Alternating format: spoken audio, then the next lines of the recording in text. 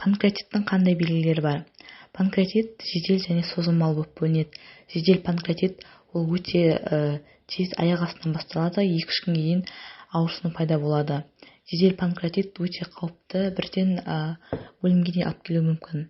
Ал созылмалы панкреатит ол бірте-бірте ұйқы безі біртіндеп қайтымсыз түрде ұйқы безінің клеткаларының өлуі пайда болады. Бірте-бірте қызметтері төмендей бастайды. Көбіне осы жедел панкреатит созылмалы панкреатитке ауысып кетіп жатады. Панкреатит болған кезде ең бірінші белгі ол алкоголь қабылдағаннан кейін немесе көп мөлшерде тамақ жеп болғаннан кейін болатын қатты ауырсыну сезімі. Жедел панкреатит кезінде ауырсыну өте қатты болады, ұстамалы түрде ауырады.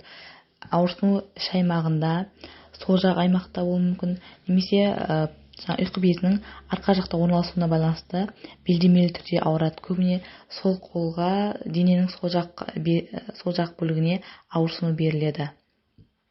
Жедел панкреатитте ауырсынудың қатты болғаны соншалық адамдар мазасыз күйде болады.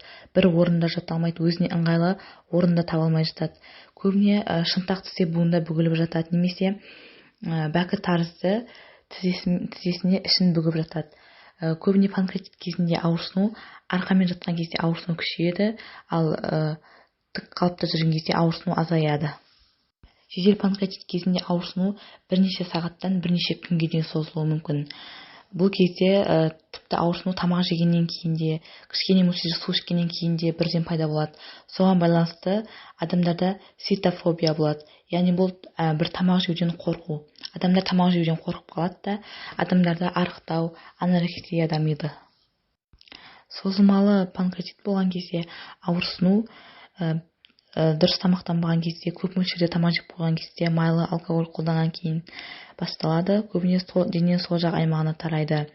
Бұл ауырсыну кейде белдемелі ауырсыну болады, яғни сақина тәрізді болып, бел аймағын түгел қамтып ауырады.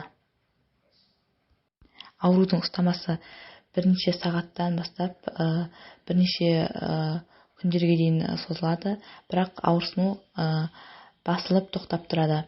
Көбіне азанғы уақыттарда ауырсыну болмайды, кешкі уақытқа тарман ауырсыну күшейіп кетеді. Одан кейін көп мөлшерде жеңілдік әкелмейтін құсу. Қанша құсса да ешқандай адам өзін жеңіл сезінбейді. Ұйқы безі көптеген ферменттер бөлетіндіктен панкреатит кезінде бұл ферменттердің жетіспеушілігі болады. Соған байланысты тағамдық ортасында липаза ферменті жетіспегендіктен көп мөлшерде май қорытылмай нәжіс арқылы шығып кетеді. 30-40 граммға дейін нәжістің шығып кетуі пайда болады. Бұл кезде нәжіс ботқа тәрізді, иісі өткір иісті болады, немесе сұйық иіс болады, сұйық нәжіс болады, және өте көп мөлшерде нәжістің болуы болады. Сонымен қатар унитазға нәжісті айдап жібергеннен кейін де майлы кетпейтін дақтардың қалып қою пайда болады. Тері көгерген бозғылт болады. Холстед симптомы. Бұл кезде терінің алдыңғы іш қуыс аймағында әр жерде көгерген аймақтар кездеседі. Грея турниш симптомы. Бұл кезде іш аймағының бүйір жағында көгергендер кездеседі.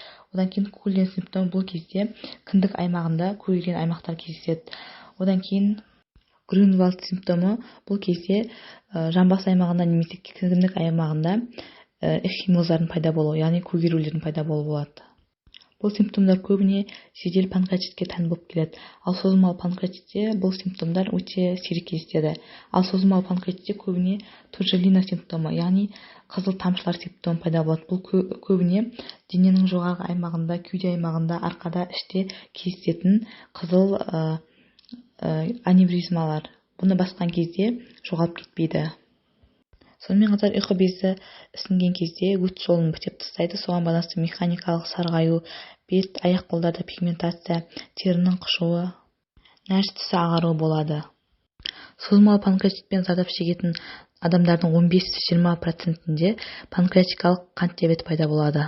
Себебі панкреатит кезіндегі атрофиялық некроздық процесс ішкі инкреторлық клеткаларға да әсер етеді. Бұл кезде әлсіздік, қарын ашу сезімі, суық тер, барлық денеде дірілдеу пайда болады. Сонымен қатар іштің шырылдауы, іштің кебуі, диарея немесе іш қату.